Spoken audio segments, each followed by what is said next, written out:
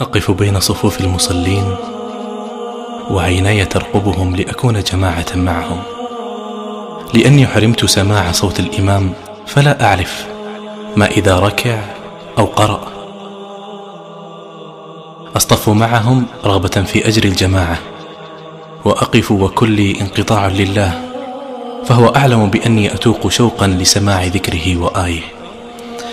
يا رب امنحني يوما أسمع فيه صوت الأذان، ففي كل مرة أخطو فيها للمسجد تخنقني أنفاسي، وأحاول جاهدا لعلي أسمع همسا لصوت المؤذن.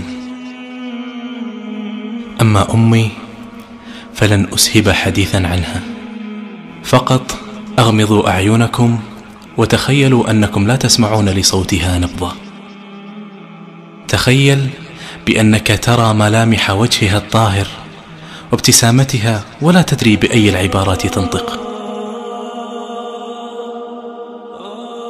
ولي مع الرصيف والشارع ألف حكاية، فعندما أخرج للدكان المجاور لبيتنا لشراء حلوى أو عصير، فإن حياتي معلقة وقلب أمي يخفق حتى رجوعي، فأنا لا أسمع منبه السيارات.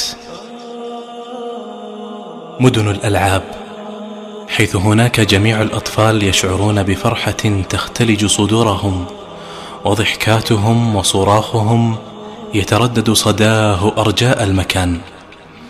أنا فقط أصعد لعبة وأشعر أنها ترتفع قليلا وتدور، ومن ثم تلوح أمي يداها مشيرة لي بأن اللعبة انتهت.